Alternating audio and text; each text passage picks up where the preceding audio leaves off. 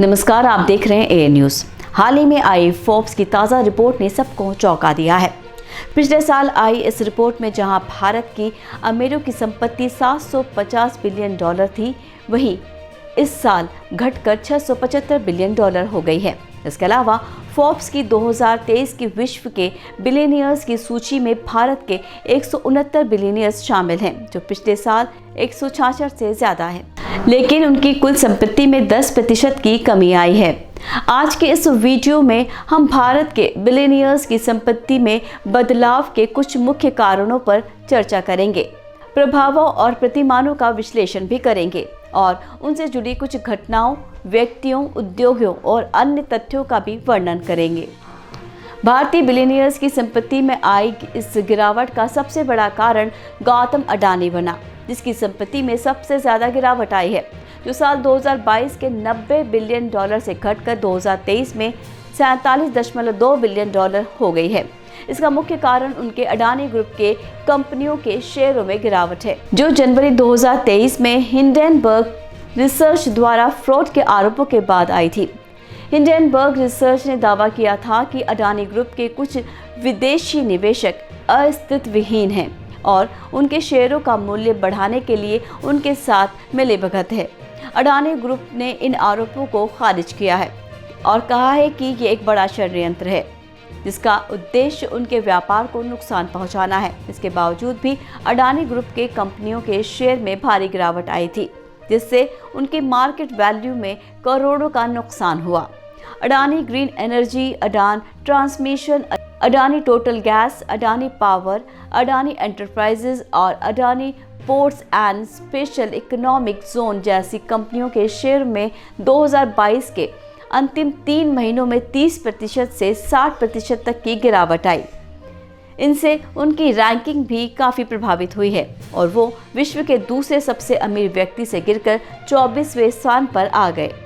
बाकी गौतम अडानी की संपत्ति में गिरावट के पीछे कुछ अन्य कारण भी हो सकते हैं, जैसे कि उनके उद्योगों पर लगने वाले नियमों और शुल्कों का बढ़ना, उनके प्रतिद्वंदियों के साथ की जाने वाली टक्कर, उनके विदेशी बाजारों में उतार चढ़ाव और उनके व्यापार के लिए आवश्यक रॉ मटेरियल की कीमतों में बदलाव। एक तरफ जहां अडानी की संपत्ति में गिरावट आई है, वहीं दूसरी तरफ सावित्री जिंदल की संपत्ति में सबसे ज़्यादा बढ़त आई है, जो साल 2022 के 15.4 बिलियन डॉलर से बढ़कर 2023 में 25 बिलियन डॉलर हो गई है। इसका मुख्य कारण उनके ओपी जिंदल ग्रुप की कंपनी के शेयरों में बढ़त, जो इसलिए हुई क्योंकि उनके उद्योगों में विकास और मुनाफा देखा गया है। आपको बता दें कि ओपी जिंदल ग्रुप एक व्यापक व्यापार समूह है, जिसमें steel, power, mining, infrastructure, cement और अन्य क्षेत्रों की कंपनियां शामिल हैं। इस समूह की स्थापना ओम प्रकाश जिंदल ने की थी, जो सावित्री जिंदल के पति थे।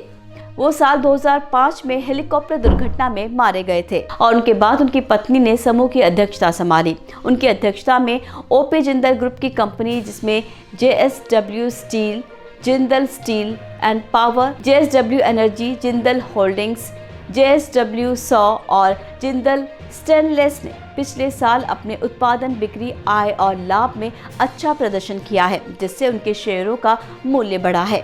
इन कंपनियों ने अपने उद्योगों में नए अवसर और नवाचार का समर्थन किया है और अपने ग्राहकों, कर्मचारियों और समाज के लिए जिम्मेदारी निभाई है।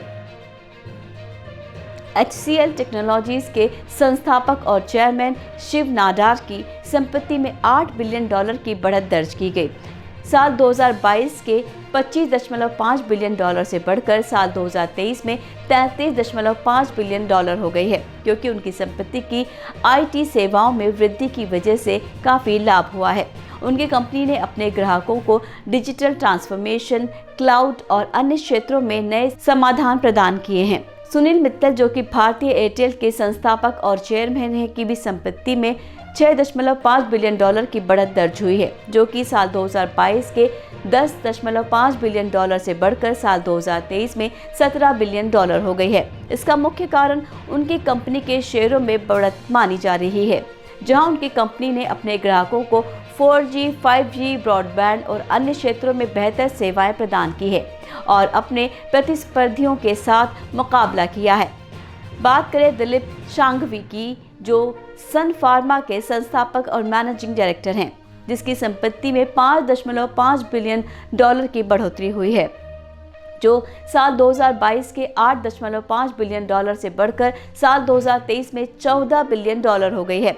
इसका मुख्य कारण उनकी कंपनी के शेयरों में बढ़त है, जो इसलिए हुई है क्योंकि उनकी कंपनी को फार्मास्यूटिकल सेवाओं में काफ़ी लाभ मिला है, जो कि ग्राहकों को जेनेरिक, स्पेशलिटी और OTC दवाओं का उत्पादन और वितरण करके पाया है।